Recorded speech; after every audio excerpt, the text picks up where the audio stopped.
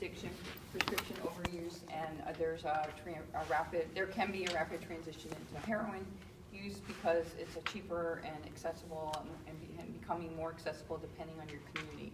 But as all of you are very much aware, we use a lot of prescriptions in our society for pain. I mean, there's just a lot of prescription use in our society, and sometimes it's pretty easy to go into being highly addicted to prescription drugs. So then it seems that if you can't get your prescription refilled, then or you just want to move into another use for your addiction. And also a lot of the young people are using other people's prescription drugs. So one of the reasons that I really wanted to have this conversation is because there are proactive measures that we can take as community members, and that's really the whole point of being here, is to help each other and learn from each other. And so some of the proactive measures is, making sure that your prescription drugs, if you do not finish them, you don't share them with other people. They're prescribed for one person, and if you're not going to use them, then you need to make sure that you get rid of them. And I was actually talking with somebody on the way here that was doing a radio show, a conference or call, and they were asking, what is one of the things I've learned? And the first one I had back in December, they told me that some people are having real estate open houses and people are going in their medicine cabinets looking for prescription drugs. So this is really something that if we all work together, I think that for a proactive measure for community members, that's a great vehicle. I know that you have been doing, I don't know if you want to talk about the history of your organization, because there is some legislation that came out that we're working on. I see that you have one of those bills there.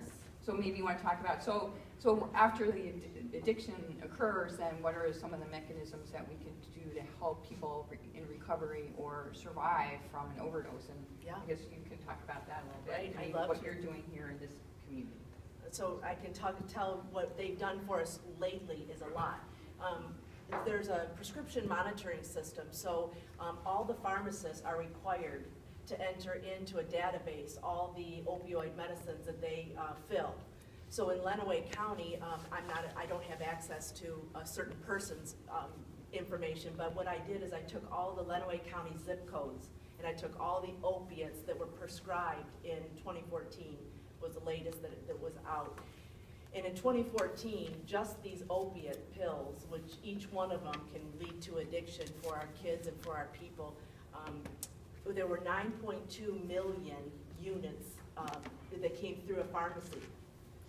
So there's about 99,000 of us here, and 9.2 million opiates in a year coming through the pharmacy. So the prescription monitoring system is a really good thing. What the legislators are working on now is, when you go to a doctor, what we'd like to do is have the doctors check to see if you have a prescription open and active, because we have folks that are going to multiple doctors, and when we find a person who has overdosed from opiates or heroin, and we're looking at whether they had a prescription or not, about 80% of them have had a prescription in Michigan. Of those who died in 2014 of an opiate overdose, 80% of them hadn't had a prescription, but that means some of them didn't.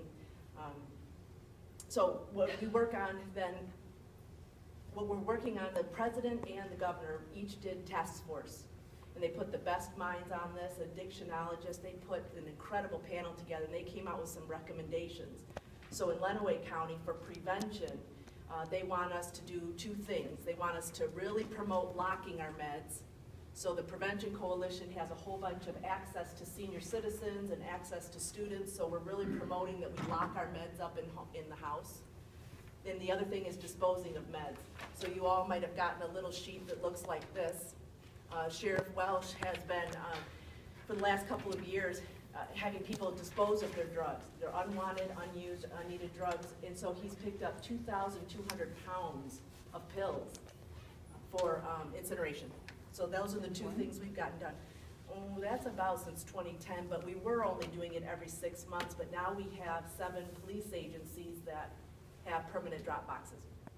So we're working on some of the recommendations here locally. It doesn't matter the age. Drug addiction, it affects anyone is on that one. But do you know, I'm curious out of that data, if much of that was younger scripts middle-aged scripts or older prescriptions? Boy, I don't Do know they have that in, the I'm age. curious. I don't know the age. I'm in the schools a lot, and we're still talking a lot about marijuana. We're still talking a lot about these tobacco alternatives. I don't talk to every kid, but in the data, when we poll the kids, we poll in 7th, 9th, and 11th grade, and Lenaway's really come up to speed on polling every 7th, 9th, and 11th grader countywide, and that's new in the community. We only used to just get a couple of participating schools, and they're not indicating that it's the major problem for the kids. I just, yeah, I meant those scripts that the pharmacists are handing. I'll have to out. look. Yeah, okay, I'm just, has no bearing on addiction at all, but I'm just curious if there's an age. The last update I wanted to tell you, while we have our legislator here, is that the sheriff department announced a couple months ago that he's gonna start having all his law enforcement carry the reversal agent, so when someone's having an opiate overdose, they can get to the person and get them helped. There's a group in Lenawee that meets, and you would be amazed in this group. It's a couple that lost their son to overdose, then the next couple has their child in jail, which is kind of a safe period for them, and then the next couple lost a daughter but has a son still using, and they meet and they work together, and they're really pushing for resources in the community. And one of the things they really pushed for, law enforcement doesn't always love the person who's causing trouble. And you know, when you read those police reports, the stuff they deal with, someone, you know, a lot of people are nervous, they don't want help. So when you bring them back, when they're passed out and you bring them back, they're not always polite. So to tell the officers to bring them back again and bring them back and bring them back, the officers it's not easy for them to take, but top down, to get the sheriff and the police chiefs to say this is the policy, we're gonna use it, was a really big deal. So those are our big points of progress in Lenawee. Do you want to talk to that at all? She mentioned something about the Michigan Automated Prescription System, the system that the doctors use to report. Call it MAPS for short. Right, MAPS. It's a great tool for law enforcement, but it could be a lot better. She's mentioned that the pharmacists have to enter into it every time somebody gets a narcotic prescription, but I think, I know this is part of the governor's task force. He's working on kind of changing the laws associated with law enforcement access to MAPS. It would help us tremendously if doctors were required to run a MAPS report on their patients before they prescribe them any type of additional opiates or any other narcotic for that matter, because it would show the doctor. I don't know if you folks are familiar with what doctor shopping is, but not only the people who are addicted to opiates, but those who peddle them on the street.